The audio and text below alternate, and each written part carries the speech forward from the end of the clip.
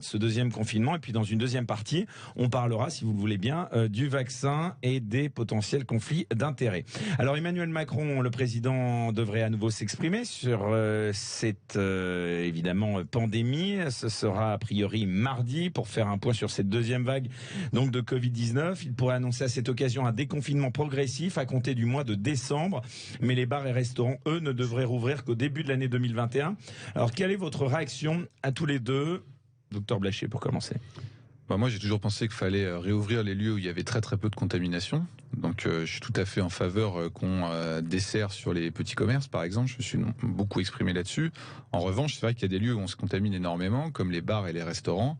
Et si vous les rouvrez, le problème, c'est que vous allez avoir une reprise épidémique très forte qu'on n'a pas eu cet été, puisqu'il y avait l'été qui nous protégeait. Maintenant, on le sait.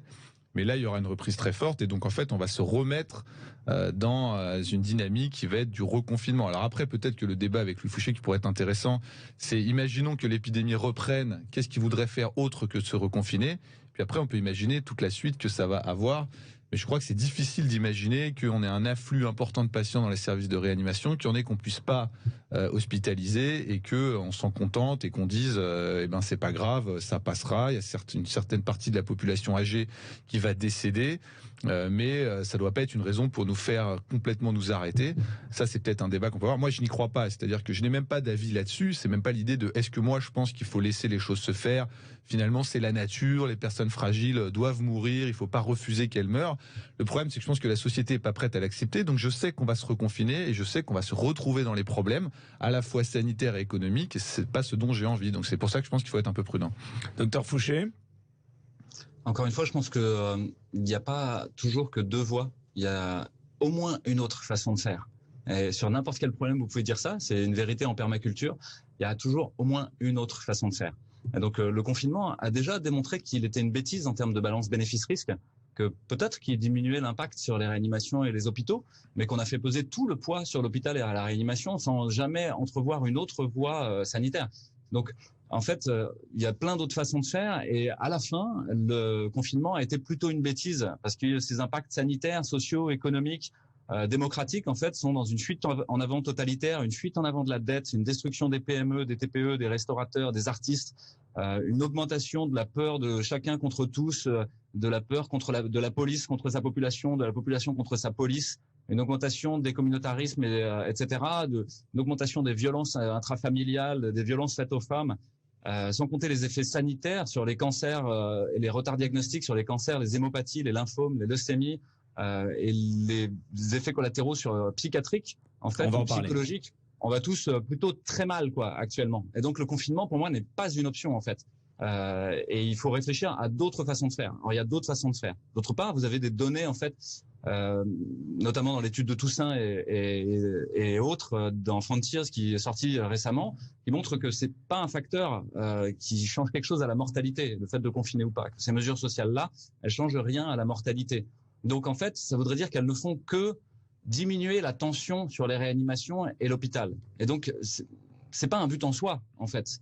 Et il y aura pas de surmortalité. Donc, c'est pas un choix entre est-ce que vous abandonnez les vieux et vous laissez faire la nature, ou est-ce que vous confinez pour sauver les vieux? C'est pas vrai, en fait. Cette dialectique-là est fausse. Je réponds à Louis Fouché. Il a fait deux parties dans sa réponse. Une partie que je trouve très intéressante, qui est la première, c'est tous les effets secondaires du confinement. C'est sûr que le confinement, c'est pas la meilleure mesure. C'est évident, c'est une mesure qui est grossière. C'est-à-dire que vous fermez tout, et on sait aujourd'hui qu'il y a 85% des contaminations qui se font dans certains lieux. Donc si on se limitait à ces lieux-là, ce serait bien mieux que de tout fermer. On aurait beaucoup moins d'effets secondaires du confinement, et on aurait l'efficacité qui est quasiment atteinte par les mesures de restriction. Donc c'est sûr que c'est mieux. Le problème, c'est que tant que vous le savez pas, et vous faites ce qu'on appelle le principe de précaution, qui est jamais bien. Mais le problème, c'est que plus vous êtes dans l'ignorance, plus vous faites grossier et moins vous faites bien. Ça, je suis d'accord. La deuxième partie sur les chiffres de Toussaint, moi, je pense que c'est complètement bidon. Parce qu'il y a plein d'études. D'ailleurs, vous aviez eu une vive altercation. Non, mais voilà, Toussaint, ce qu'il produit, c'est pas de qualité. Je suis désolé de le dire. Il dit qu'il n'y a pas de baisse de l'espérance de vie. Donc ça a été d'ailleurs sorti un peu par Didier Raoult, qui a repris des données de l'INED de l'époque et qui a mis en avant ce qu'avait dit quelqu'un de l'INED et qui avait dit la perte d'espérance de vie sur la première vague, elle est que de 0,2 années.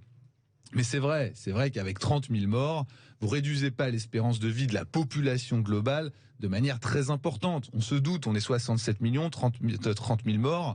Voilà. Et après, il a mélangé ça avec ce qu'on appelle l'effet moisson. C'est là qu'il y a eu une fourberie intellectuelle, comme souvent avec Didier Raoult. L'effet moisson, c'est un phénomène démographique qui est bien connu. C'est l'idée de dire que les gens qui sont morts du Covid seraient morts 3 mois plus tard, globalement.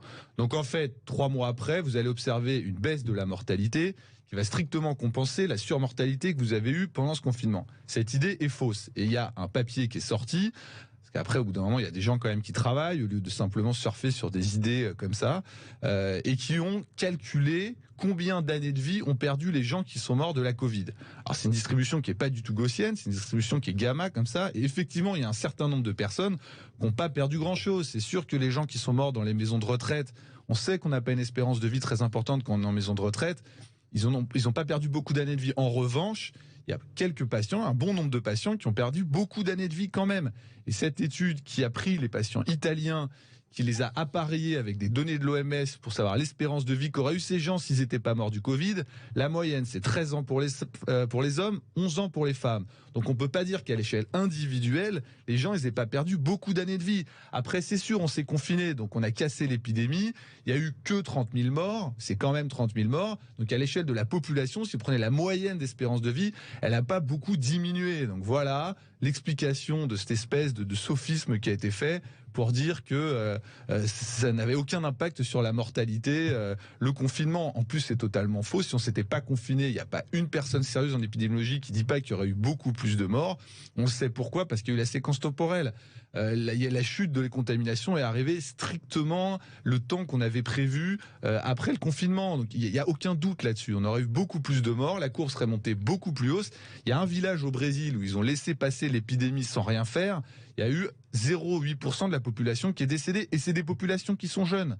Donc c'est évident que si on avait laissé la première vague passer, on aurait eu, je pense, autour de 200-230 000 morts, et on n'aurait pas eu les 30 000 morts qu'on a eu. Alors je voulais en parler un peu plus tard, mais vous avez vivement attaqué, oui, répondre. Et le docteur, bien sûr, vous avez vivement attaqué le professeur Raoult, donc on va le toucher. Vous posez des arguments d'autorité en fait sur l'épidémiologie en disant voilà, il n'y a pas une personne qui devrait pas penser comme vous. En fait, il y a pas mal de personnes qui pensent pas comme vous, et les chiffres que vous donnez, notamment sur les 230 000 morts, les 400 000 morts avancés par le gouvernement pour justifier le deuxième reconfinement, sont juste absolument faux, sortis d'un chapeau de modélisation. Et en fait, c'est la grande leçon de ce Covid pour moi, c'est que l'interprétation algorithmique du big data épidémiologique en fait nous conduit à des erreurs systémiques majeures en fait, et à regarder par un tout petit bout de la lorgnette des choses qui sont une réalité de manière parcellaire, un peu comme le font les zététiciens ou les fact-checkers qui finalement prennent des tout petits morceaux de la réalité et ne sont pas capables de voir le schéma d'ensemble. Donc d'une part, sur le premier confinement, je vous réponds, cette idée d'avoir économisé 60 000 morts, vous n'avez pas dit le chiffre, heureusement, parce qu'en fait, elle a été retoquée, mais de partout, et donc c'est complètement faux, vous n'avez rien économisé. L'autre chose, c'est sur la séquence temporelle. On a la chance à Marseille de ne pas avoir que Didier Raoult, on a l'ensemble de l'IHU, et vous devriez venir et rougir de honte en voyant ce qui s'y passe, en voyant les staffs et le niveau des gens. Il y a des épidémiologies, il n'y a pas que Didier, hein. Il y a un monde fou, il y a un monde fou qui travaille comme des malades. C'est le plus grand centre en fait en termes d'un rayonnement intellectuel en Europe actuellement. Et juste venez voir le nombre de séquenceurs qui séquencent des génomes toute la journée, le nombre de c'est un argument d'autorité patients, aussi, hein, etc. C'est juste absolument incroyable. Et que vous ayez un problème d'ego ou un problème de jalousie, ou que plein de gens aient des problèmes à la suite de jalousie vis-à-vis de ça. Je sais pas, j'ai un ego comme tout le monde. Mais ça devrait vous devriez vous sortir de ça et regarder la réalité de ce qui s'est publié, etc. Donc après, on a la chance d'avoir les marins-pompiers, l'équipe Comet, qui travaille sur les eaux usées et qui ont permis de regarder comment se passaient les clusters et d'avoir une idée bien avant les autres de quand est-ce que les clusters commencent, quand est-ce qu'ils se terminent. Et en fait, c'est la réalité dans une épidémie, c'est que ça commence dans les eaux usées et dans l'eau. Et ça devrait nous faire réfléchir en fait sur les modalités de transmission et sur les modalités de prévention qu'on a choisies. Donc ça commence dans l'eau, c'est la première chose.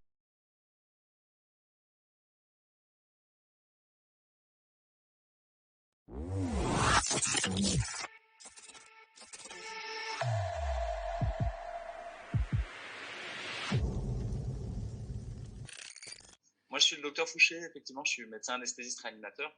Je travaille dans une réanimation qui s'occupe des grands brûlés et puis des malades d'hématologie, puis des malades atteints de Covid aussi, et puis de plein d'autres types de malades différents. Mais c'est ma spécialité d'être en soins critiques. Et puis j'ai une autre casquette, vous savez, hein, c'est celle de porte-parole de Réinfo Covid, tout le monde le sait déjà, mais c'est un collectif de citoyens, de chercheurs, d'universitaires. Et puis, j'en parle à chaque fois parce qu'en fait, c'est une vraie aventure humaine au passage, et c'est une vraie aventure de coopération. On a une gouvernance qui est très alternative, c'est pas pyramidal. Je suis pas le tyran de ce truc-là, loin de là, au contraire. Fonctionne beaucoup plus proche des motifs de gouvernance de l'université du Nou, que peut-être certains d'entre vous connaissent, qui est à Chambéry. Et c'est assez intéressant parce que c'est une vraie expérimentation sociale et politique au passage, parce qu'on est dans essayer d'avoir le plus de clarté possible sur les règles de prise de décision, sur le partage du pouvoir, sur qui fait quoi et les rôles, et le fait de différencier les rôles et la personne. Une personne peut énergétiser plusieurs rôles différents s'il a de l'énergie, puis qu'un seul rôle, et on essaie de ne pas tout mélanger, quoi. Donc, quand je parle, en fait, j'ai tous ces gens-là derrière moi, et ça fait du bien, parce qu'à la fois, ils me donnent des datas, et à la fois, ils donnent de l'énergie et du courage. Et puis, j'ai travaillé sur de l'éthique, moi, en fait, aussi. J'ai un Master 2, c'est l'équivalent d'un DEA pour les gens qui sont un peu plus âgés, en éthique médicale, avec une spécialisation dans l'anthropologie de la technique, un peu dans la suite, pour ceux qui connaissent un petit peu de Ivan Illich, puis Jacques Ellul, et puis les gens qui ont travaillé sur la technique, et puis Éric Sadin, plus récemment, et une plume en philosophie de la technique qui est vraiment, que je conseille à tout le monde, quoi. Il a écrit beaucoup de choses très intéressantes ces dernières années, qui mettent en évidence la part sombre du numérique, en fait, dans nos vies, et à quel point ça transforme de l'intérieur les motifs politiques, sociaux, économiques, scientifiques, et c'est vraiment assez passionnant. Mais ça me donne un regard, on pourrait dire, technocritique. Donc, si on veut parler de lien d'intérêt, moi, je fais partie des technocritiques, quoi. C'est-à-dire essayer de faire que le groupe social et politique arrive à critiquer la technique et à en faire le meilleur bien commun, et pas subir ce que les ingénieurs, les marchands, les multinationales qui sont derrière veulent faire de la société, au contraire. Donc, pour se réapproprier la technique et qu'elle soit conviviale, là, ça rejoint Ivan Illich. Ça va ? Du coup, D'accord. j'ai pas de conflit d'intérêt dans l'histoire du Covid-19. J'ai des liens d'intérêt, c'est-à-dire que vraiment, l'idée, c'est d'essayer que les gens puissent disposer d'une information qui soit claire, loyale et appropriée, on dit en médecine. C'est-à-dire voilà, c'est pas forcément objectif, mais en tout cas qu'il y ait d'autres sons de cloche alternatifs et probablement divergents au son de cloche dominant, à la doxa, hein, c'est l'opinion dominante, quoi. D'accord, bah écoutez, merci. On va revenir un petit peu sur ces casquettes. Alors justement, actuellement, en termes de travail en réanimation, comment ça se passe? Quelle est la situation? Alors, je peux vous parler de la situation à Marseille, puisque la situation n'est pas uniforme sur tout le territoire français. Il y a des grandes diversités. Il y en a eu tout le long des différentes épidémies de Covid qui ont déjà eu lieu, hein. On peut dire qu'il y a eu deux grands moments épidémiques. Puis là, est-ce qu'il y a un troisième moment épidémique? Finalement, ce qui s'est passé, c'est qu'il y a eu une régression des cas en réanimation. Et dans la réanimation où je travaille, par exemple, ça s'est vidangé complètement. On n'avait plus qu'un seul patient qui était là depuis plus d'un mois et demi, en fait, qui avait fait une forme très grave et qui était un peu dans les séquelles de son passage en réanimation, avec ce qu'on appelle une neuromyopathie de réanimation, c'est-à-dire tous ces muscles qui ont complètement fondu à cause de la sédation prolongée, de la ventilation mécanique, de la nutrition qui n'est pas optimale quand vous êtes complètement endormi, des corticoïdes, des curares. Toutes ces choses-là font qu'à la fin, les gens sortent avec ce qu'on appelle une tétraparésie de réanimation, un peu comme s'ils étaient tétraplégiques, puis ça régresse doucement, doucement. Ça fait que tous leurs muscles sont atteints et le sevrage respiratoire est très difficile, récupérer les muscles est très difficile et ça prend plusieurs semaines, voire plusieurs mois. Donc il y avait un patient qui était toujours dans cet état-là. Et puis il y a eu une réaugmentation des cas, mais on est resté sur un petit fond en fait de cas sur l'ensemble de l'assistance publique et sur tout PACA, sur un petit fond de cas qui correspondait à peu près un tiers des lits de réanimation de basal, quoi, on va dire. Et puis il y a une réaugmentation du nombre de cas, du nombre de tests positifs et du nombre de cas positifs, et pas vraiment d'augmentation en réanimation pour le moment, mais on s'est réarmé pour refaire face à ce qui serait peut-être une troisième épidémie, effectivement. Donc là, on a réouvert des lits spécifiquement dédiés au Covid dans ma réanimation. Donc oui, probablement il se passe quelque chose, quoi. D'accord. Après, moi, je suis quelqu'un de pragmatique et mon métier, c'est de gérer le stress, hein, donc j'ai pas de stress a priori. D'autant plus qu'on progresse au fur et à mesure. On devient meilleur en meilleur en fait dans la prise en charge. Par contre, il y a encore beaucoup de choses à faire dans la prise en charge avant la réanimation. La réanimation, c'est le bout du chemin, c'est quand les gens ils sont déjà très graves. Et en fait, c'est bon, voilà, nous on va essayer d'optimiser ce qu'on fait, mais c'est pas à ce moment-là que se joue vraiment le gros du travail. D'accord. Ce serait plutôt sur tout ce qui est traitement précoce, en fait. Ouais, tout à fait. Sur les traitements précoces, mais pas seulement sur les traitements. Faut comprendre que c'est pas qu'une histoire de traitement, c'est aussi une histoire euh, de chaîne logistique de traitement, d'organisation des soins finalement. On dit filière de soins nous dans notre jargon. Qu'est-ce que j'entends par là? Et puis de médecine générale aussi, hein, c'est-à-dire de prévention, de travail sur l'immunité, de travail sur essayer de faire partie de ce groupe de gens qui peuvent se voir traversés par le virus, mais qui vont jamais faire de formes graves, vont faire des formes aussi symptomatiques. C'est l'immense majorité déjà, hein, c'est-à-dire qu'aujourd'hui sur tous les tests positifs, il y en a plus de 86%, 85%, 87% qui sont asymptomatiques, c'est-à-dire il se passe rien pour eux. Ils n'ont même pas vu passer le virus. On a juste détecté qu'ils avaient du virus dans le nez dans le test. Puis il y en a 93 à 97% des gens, puis ça dépend des séries, mais ça peut être parfois monté jusqu'à même plus que ça, hein, qui font des formes paucisymptomatiques, quoi, qui sont asymptomatiques ou bénins, quoi, on va dire. Et donc ça c'est un moment important, c'est que les facteurs protecteurs, c'est pas le miroir des facteurs de gravité. Il y a d'autres choses dans les facteurs protecteurs. On le sait déjà en psychiatrie, par exemple, les gens qui connaissent un peu la psychiatrie, la psychologie, en longtemps, on s'est intéressé aux gens qui faisaient des dépressions, des suicides, qui faisaient des schizophrénies. Puis on a dit, les facteurs de risque de faire ça, c'est ci, ça. Et puis on s'est rendu compte que il y avait aussi des facteurs protecteurs qui n'étaient pas forcément les mêmes, qui permettaient d'être en bonne santé psychologique. Et c'est la psychologie positive. En fait, c'est un peu pareil en santé. On peut regarder les facteurs de risque d'être en bonne santé, quoi. Ça ouvre plein de pistes et plein de portes, en fait. Donc effectivement, si je peux parler de ça, alors on a toujours le risque d'être censuré, hein, quand ça va être retranscrit sur YouTube, etc. Donc je vais peut-être utiliser des mots qui ne seront pas forcément les mots habituels. Par exemple, je vous propose de parler d'injection d'ARN messager à visée immunogène. Voilà, tout le monde comprendra ce que c'est, puis on n'a pas besoin de faire apparaître le mot nulle part. Et puis pour les traitements, je prendrais peut-être des raccourcis pour les molécules, parce que vous savez qu'il y a une censure qui fait rage. Vos auditeurs, vos téléspectateurs peuvent en prendre conscience, hein. La vidéo d'Alexandra Henry-Encaude qui était sur TV Liberté a à peine duré 24 heures, même moins je crois. Nous on a eu 3 vidéos censurées. Il y a de très nombreuses chaînes YouTube, de très nombreuses pages Facebook, de très nombreux comptes Twitter qui sont suspendus ou censurés. On a eu l'ensemble du Discord sur lequel la communauté interagissait, c'était 3200 ou 3500 personnes, qui a été fermé mardi soir comme ça, sans sommation. Et j'ai juste reçu un mail disant que nous contrevenions aux règles de la communauté. Donc voilà, c'était fermé. On l'a remonté en 12 heures et il a été refermé une deuxième fois. Et donc il y a vraiment tout un travail de SAP par les grandes majors de la data. Donc, je crois que c'est un sujet en soi qu'on pourrait traiter, hein. C'est pourquoi Google, Amazon, Facebook, Twitter et puis toutes leurs filiales en fait sont concernés par ce qui se passe en termes de production de messages autour de cette épidémie. Ça, c'est vraiment quelque chose qui doit nous poser question.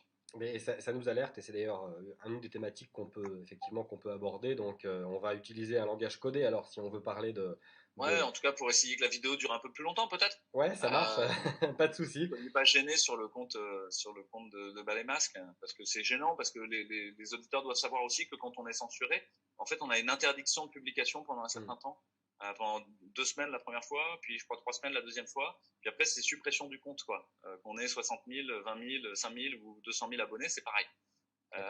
Donc ça c'est vraiment gênant. Alors on peut parer un petit peu les choses en ayant déjà uploadé des vidéos, en les ayant mis en privé et ensuite on les met en public.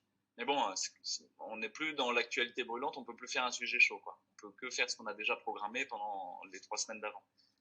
Donc, si je veux vous parler un petit peu de la filière de soins et comment on pourrait l'optimiser, moi, c'est un de mes souhaits vraiment parce que ça diminuerait ce qui se passe en réanimation et ça diminuerait ce qui se passe à l'hôpital. C'est déjà tout un travail sur l'immunité en amont par les gens eux-mêmes, de se réapproprier leur propre santé, d'arrêter de se faire déposséder de leur santé par des vendeurs de remédiation, par des vendeurs de médicaments.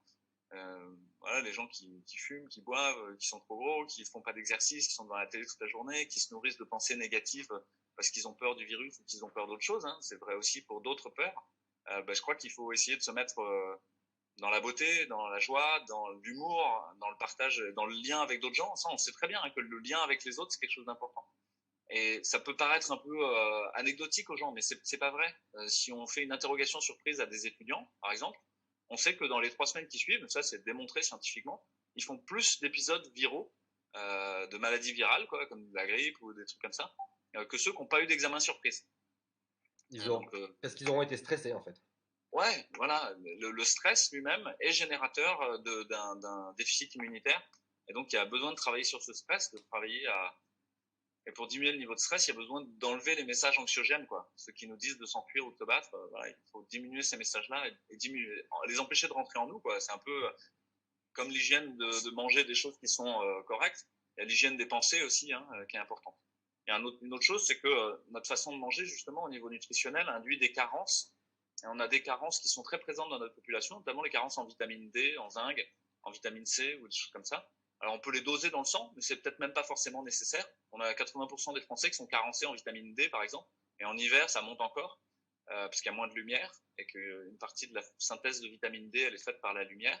Une autre partie, en fait, la vitamine D, c'est compliqué, c'est un métabolisme en 3 phases pour arriver à ce qu'on appelle la 1,25-OHD3, le calcitriol. Donc elle est hydroxylée plusieurs fois, une fois par le rein, une fois par le tube digestif.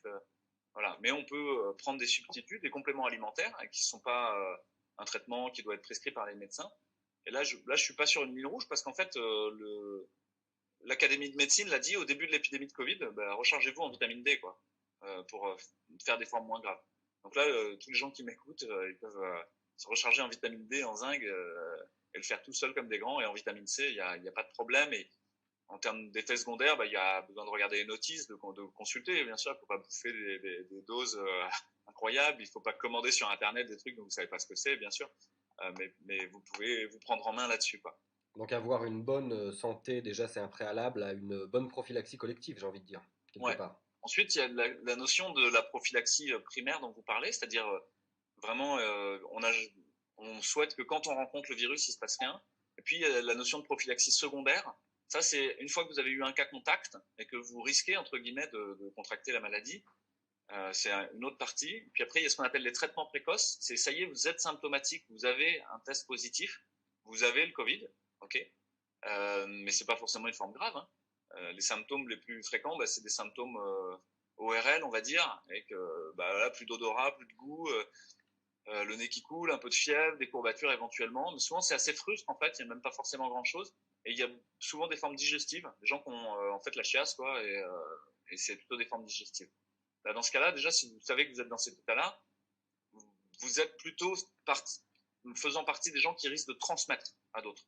Parce que les études qui sortent de plus en plus montrent qu'il y a très très peu ou pas de transmission chez les gens asymptomatiques.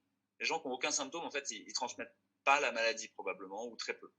Par contre, les gens qui sont symptomatiques, qui ont le nez qui coule, une agueusie, une anosmie, qui ont la chiasse, eux, ils vont en mettre sur leur...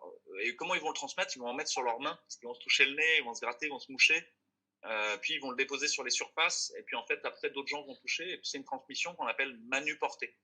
Et ça, c'est ce sur quoi Raoult a insisté plusieurs fois, se laver les mains. Avec du savon, déjà, en fait, ça suffit. À l'alcool, pourquoi pas, mais puis il ne faut pas devenir complètement parano non plus, et passer son temps à se désinfecter tout le temps, hein, sinon on va avoir des problèmes de peau. Mais juste le faire intelligemment, quoi, voilà. Et puis, est-ce que la transmission après aérosolisée, quand vous faites cracher dessus par quelqu'un, bah oui, c'est probable qu'elle existe aussi. Alors, dans quelle mesure par rapport à la transmission manuportée, moi je ne sais pas vous dire. Mais par contre, voilà, il y a des mesures comme le masque en population générale dans la rue quand vous êtes loin de tout le monde. Ça paraît à l'évidence aberrant, mais ça c'est presque du bon sens. Pareil pour les enfants qui ne sont pas malades, qui ne sont pas vecteurs. Il n'y a pas de raison ils sont très peu malades et très peu vecteurs. Voilà, si je peux être vraiment précis, mais en gros, vous pouvez considérer que statistiquement, c'est quasiment négligeable. Là, c'est pareil, ça ne veut rien dire. Par contre, si vous êtes symptomatique, là, potentiellement, vous pouvez transmettre. Donc là, peut-être ça vaut le coup de mettre un masque. Et pareil, il y a des gens qui, s'ils chopent le virus, sont plus fragiles que d'autres. Et donc ceux-là, ça vaut peut-être le coup de leur mettre un masque et un FFP2, quelque chose qui protège vraiment. Et je pense qu'il y a une partie de la population qui a commencé à prendre conscience de ça. On voit beaucoup plus de FFP2 dans les rues que ce qu'on voyait avant. Et donc, voilà, la posture, elle n'est pas d'être pour ou contre le masque, elle est pour essayer de l'utiliser de manière intelligente et de faire la prophylaxie et la barrière de manière intelligente. Pareil pour les mesures barrières. On vous a parlé de distanciation sociale, je crois que c'est vraiment une mauvaise chose. Au contraire, il faut rester en lien et aller voir les gens qu'on aime, et surtout les personnes âgées qui peuvent dépérir de plus avoir de visite, de plus voir personne, et mourir d'autre chose, en fait, de chagrin, de tristesse, de solitude. Et donc de rester en lien, mais par contre d'avoir une distanciation physique raisonnable, quoi. Je crois que c'est du bon sens. Après, pour ce qui concerne les traitements proprement dit, je vais y revenir après, je vais vous décrire une filière de soins un peu alternative à celle qui a été proposée. Ce qui a été proposé, c'est vous avez de la fièvre, on pense que vous avez le Covid, vous avez un test positif, paracétamol, bonne chance, on se revoit dans 2 semaines. Et ça reste encore ce qui officiellement est marqué, quoi, dans plein d'endroits. Ah bah ça, non, c'est pas comme ça qu'on soigne les gens, hein, c'est pas vrai. Euh, Pourquoi? Parce que dans cette maladie, il y a une phase virale qui dure les quelques premiers jours. Et ensuite, il y a une sorte de phase de silence où il ne se passe pas grand-chose, où ça se passe de manière subreptice. Les gens ne le voient pas venir, mais petit à petit s'installe l'orage cytokinique, ce qu'on a appelé la tempête cytokinique, et qui va induire ces cytokines pro-inflammatoires. Donc, c'est des petites molécules qu'il y a dans votre corps qui vont créer de l'inflammation au niveau notamment des vaisseaux. Et les vaisseaux, ça va donner ce qu'on appelle une vascularite, une inflammation des vaisseaux. Et des vaisseaux du cerveau, du poumon, des reins, du cœur. Et quand les vaisseaux ils sont inflammés, ils sont plus à risque de se boucher, de faire un caillot de sang qui va boucher le vaisseau. Et dans ce cas-là, vous faites un accident vasculaire cérébral, vous faites un infarctus dans le cœur, vous faites des embolies pulmonaires à bas bruit dans le poumon, vous faites des petits infarctus rénaux. Ça, on a un traitement qui marche très bien, qui sont les anticoagulants en fait. Et donc, dans cette phase où vous avez été symptomatique, si vous êtes à risque de faire une forme grave, et qui est-ce qui est à risque?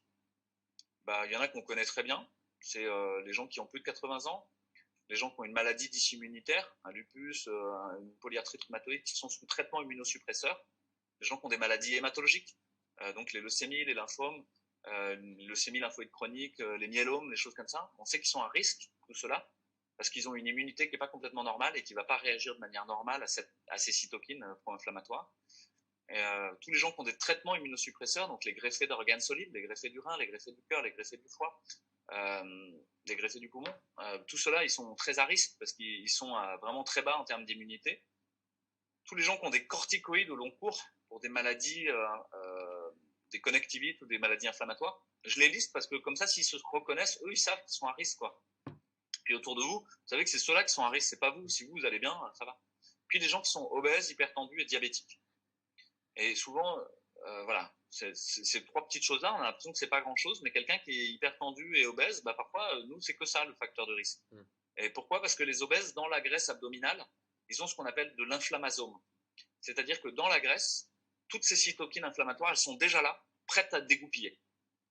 Et qu'en fait, le virus va arriver comme un trigger, comme un déclencheur de l'inflammation, et tout est prêt, il n'y a même pas besoin de le synthétiser. Les autres gens, ils vont devoir fabriquer les molécules de l'inflammation, ça va prendre du temps, etc.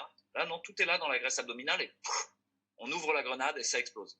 Et les gens qui ont une hypertension, pourquoi? Probablement parce qu'ils ont déjà une maladie des artères et des vaisseaux, et que donc, ils sont déjà vachement sensibilisés à être inflammés au niveau des vaisseaux. Ça va? C'est une explication que je fais en éducation populaire, là, je ne suis pas obligé de rentrer forcément plus dans les détails. Mais ça fait que ce sont des gens à risque. Et les diabétiques aussi, parce que dans le diabète, il y a une dysimmunité aussi, il y a une atteinte des vaisseaux aussi, il y a une atteinte de tous ces éléments-là dont je vous ai parlé, qui est déjà là. Et puis, il y a quelques sujets jeunes qui font des formes graves, et on ne sait pas très bien pourquoi, pour le moment. Les hypothèses qui ont été avancées sur la cohorte de Bergame et sur d'autres cohortes, c'est les gens qui auraient eu des qui auraient été soumis à plusieurs virus ou plusieurs vaccins, ou plusieurs choses qui ressemblent à des virus, là je peux dire le mot vaccin peut-être, et qui finalement auraient déstabilisé leur inflammation justement parce qu'ils auraient rencontré trop de choses à la fois, et leur système immunitaire aurait dit mais je comprends plus rien, et boum, je dégoupille l'inflammation spécifique, cet orage cytokinique dont on a parlé. Et donc dans la cohorte de Bergame, il y a eu cette forte suspicion que les sujets jeunes qui ont fait des formes graves et qui n'avaient pas de comorbidité, pas de facteurs de risque, c'était ceux qui avaient reçu le vaccin contre la méningite, le vaccin contre la grippe, puis le Covid. Ça va? D'accord. C'est ces gens-là qui sont à risque. Pof, ils font un test positif, des petits symptômes. Ils s'isolent, on a dit. on leur teste la coagulation dans le sang par 2 dosages qui peuvent être le TCA, voilà, et puis les dédimères, et on regarde si c'est normal ou pas. Si c'est pas normal, on va donner des anticoagulants. Il y a des règles du jeu sur la prescription des anticoagulants. Les anticoagulants, c'est quoi? C'est des injections sous-cutanées dans la cuisse ou dans le bras, souvent ou dans le ventre. Souvent, c'est la cuisse ou le ventre. Comme pour que les gens voient un peu ce que c'est, ce qu'on appelle l'Inoep ou le Lovenox ou la Fracline. Ça, c'est les noms des marques. Et les gens, ils reçoivent ça souvent après une opération. Pendant plusieurs jours, ils ont ça. L'infirmière, elle vient à la maison et elle leur fait une injection le matin ou le soir d'anticoagulants. Là, c'est pareil. C'est une injection le matin d'anticoagulants, parfois 2 fois par jour, mais bon, la plupart du temps, on peut trouver une forme avec une seule fois par jour. C'est une infirmière qui passe et qui le fait. Cette infirmière qui passe et qui le fait, elle va surveiller autre chose, elle va surveiller si il survient justement cet orage inflammatoire. Comment on peut voir ça? On n'a pas besoin de refaire des dosages dans le sang. On peut le voir parce que l'orage inflammatoire, il va se manifester au niveau des poumons et des vaisseaux du poumon et de la quantité d'oxygène qu'on a dans le sang. Et on peut voir la quantité d'oxygène qu'on a dans le sang de manière pas invasive. On n'a pas besoin de rentrer dans la peau, de faire une prise de sang, etc. On peut juste mettre au bout du doigt une petite pince à infrarouge, en fait, qui s'appelle un saturomètre de pouls ou une oxymétrie de pouls. Ce truc-là regarde si le sang est très rouge ou très bleu. En gros, c'est une analyse en gros de la couleur du sang. Le sang très rouge, il est plein d'oxygène. Le sang très bleu, il n'a pas beaucoup d'oxygène, pas assez. Et ça va donner un chiffre, un nombre, qui va être entre 0 et 100. 0, vous êtes mort, 100, vous êtes en pleine santé. Quand vous êtes en dessous de 95%, c'est déjà pas normal. Et ça veut dire qu'il se passe quelque chose. Et ça veut dire que vous avez besoin d'oxygène. À partir du moment où vous avez besoin d'oxygène, ça veut dire que l'orage inflammatoire est en train de se mettre en place.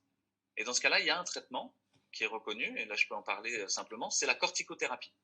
Les corticoïdes, c'est un comprimé, donc en plus c'est pas compliqué, on peut le faire en ville si vous voulez, c'est prescrit par un généraliste et le patient peut le prendre lui-même ou l'infirmière peut le donner quand elle vient le matin pour la piqûre d'anticoagulant.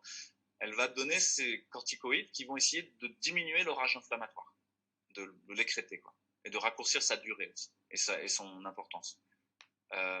Et puis, on va prescrire de l'oxygène. L'oxygène, on peut même l'avoir à la maison. Il n'y a pas besoin d'aller à l'hôpital parce que jusqu'à une certaine dose d'oxygène, on sait déjà faire. En fait, on a des entreprises qui sont ce qu'on appelle des prestataires de services qui fournissent des extracteurs d'oxygène. Une petite machine, on la branche dans le mur, puis elle a même des batteries, vous pouvez vous balader pendant un petit moment avec, qui peuvent extraire de l'oxygène, de l'air de la pièce. Puis on peut monter jusqu'à 5-6 litres par minute. Nous, on compte en litres par minute pour l'oxygène. Et en gros, jusqu'à 4 litres par minute, nous, on considère que c'est à peu près safe. Quelqu'un peut rester à la maison avec ça. Pas dangereux. Et une saturation qui est correcte. Et donc, on a 2 warnings. S'il commence à y avoir plus de 4 litres ou moins de 94% de saturation sur le petit truc au bout du doigt, ça veut dire non, là, vous pouvez plus rester à la maison. Il y a un 3e warning, si vous vous sentez très essoufflé et que vous n'êtes pas bien, quoi. Là, ces 3 points-là, ils disent, OK, il faut aller à l'hôpital, dans un service Covid. Et en fait, vous n'êtes pas obligé de passer par les urgences. Vous n'êtes pas obligé de repasser par un médecin. On sait déjà ce que vous avez. Et quand on installe l'oxygène à la maison, il y a des recommandations de la SPLF, la Société de pneumologie de langue française, qui propose des recommandations là-dessus. Donc, je ne vous parle pas d'un truc qui sortirait de mon chapeau et qui est infaisable. C'est tout à fait faisable. Ça nécessite juste de mettre en place la filière de soins. Vous avez l'infirmière qui passe, elle vous fait les anticoagulants, elle vous prend la salle. Puis si vous comprenez comment ça marche, vous la prenez. Toute la journée. L'évolution de la maladie, elle n'est pas toutes les 3 minutes, ça peut changer. Sur plusieurs heures, une journée, une demi-journée, on a le temps de voir venir. C'est pas une maladie qui vous coupe l'herbe sous le pied en quelques heures. Il y a des maladies comme ça, mais cette maladie, c'est pas le cas. Ça va passer sur une journée ou autre, que ça va s'aggraver.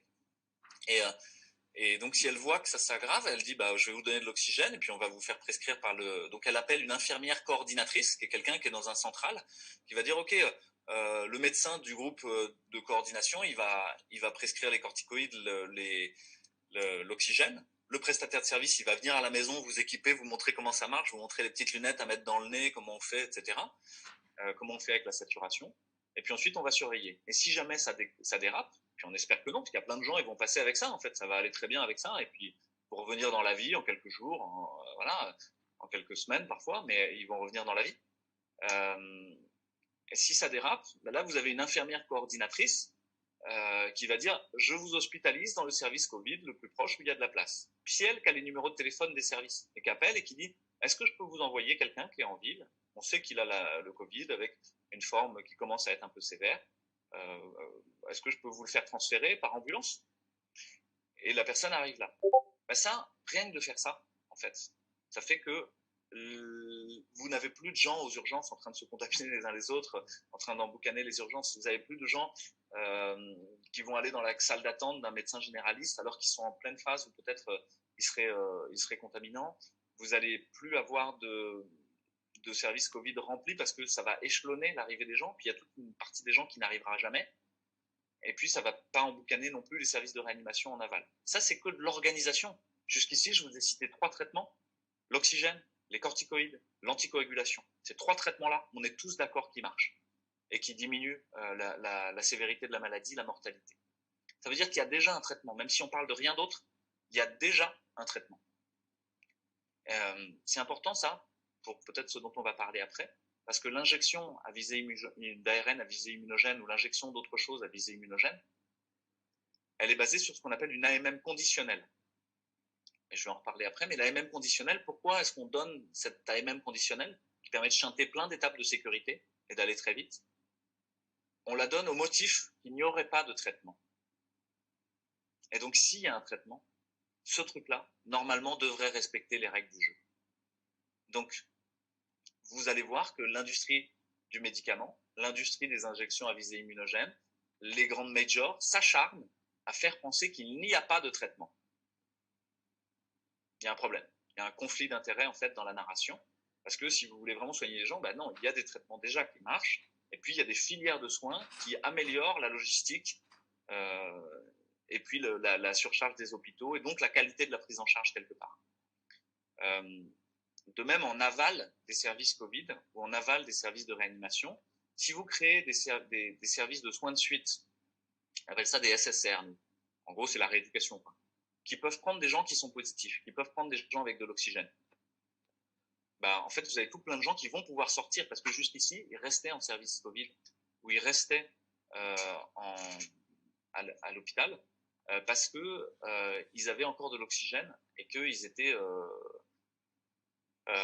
et que voilà, on voulait pas les faire rentrer à la maison directement. Juste l'organisation des soins permettrait d'améliorer les choses. Or pour le moment, l'organisation des soins, elle n'est pas optimale du tout partout. Et au contraire, elle est même très désorganisée. C'est-à-dire qu'on s'acharne à parler de l'hôpital, alors qu'en fait, il faudrait parler de la ville en amont et la ville en aval. Mais il faut aussi parler de l'hôpital, bien sûr. Hein. On l'a dit plein de fois et je le redis encore. L'hôpital, il n'a pas assez de dotation, il n'a pas assez de dotation en personnel et en argent.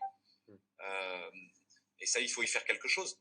Parce que si vous faites tout reposer, toute votre stratégie repose sur fournir un maximum de pognon à l'injection à visée immunogène, bah peut-être que vous déshabillez les autres options thérapeutiques. C'est une mauvaise idée. Vous ne devez pas avoir tous vos œufs dans le même panier. Vous ne pouvez pas tout faire reposer sur la même stratégie. Ensuite, si je parle des traitements, on a parlé des traitements en prophylaxie primaire, en prophylaxie secondaire, en précoce. Puis il y a des traitements tardifs aussi, quand vous arrivez déjà avec de l'oxygène pas bien à l'hôpital. Il y a plein de pistes en fait pour les traitements. Les traitements tardifs, il y a des pistes d'immunomodulation. Il y a les corticoïdes dont je vous ai déjà parlé, mais il y a aussi les anti-IL-1, l'anakinra, les anti-IL-6, le tocilizumab, les anti-JAK2, l'interféron bêta. Il y en a encore d'autres. Il y a des injections de plasma avec des immunoglobulines en fait de gens qui ont eu le Covid, c'est-à-dire des anticorps de gens qui ont déjà eu le Covid. On vous les injecte, comme ça, les anticorps des autres personnes essayent de vous défendre. Il y a encore plein d'autres pistes thérapeutiques et on n'est pas démunis si vous voulez. Il faut juste défricher là-dedans quoi est utile, à quelle mesure. Mais ça c'est tardif. Mais comme je vous ai dit, quand c'est tardif, on arrive toujours un peu après la bataille, quoi. L'idéal c'est que ça n'arrive pas, le fait d'arriver en réanimation. Je prêche pas pour ma paroisse, c'est-à-dire j'aurai moins de patients, mais en fait il y a déjà des mécanismes qui sont en route, qui vont s'auto-amplifier, et puis on va attendre que ça passe globalement, quoi. C'est-à-dire qu'on va vous donner plus d'oxygène, encore plus que d'habitude, avec des grosses lunettes qui mettent beaucoup d'oxygène, ou en vous intubant et une machine pour vous aider à respirer. Mais et puis après on a encore d'autres solutions. Mais dans l'ensemble, on est après la bataille.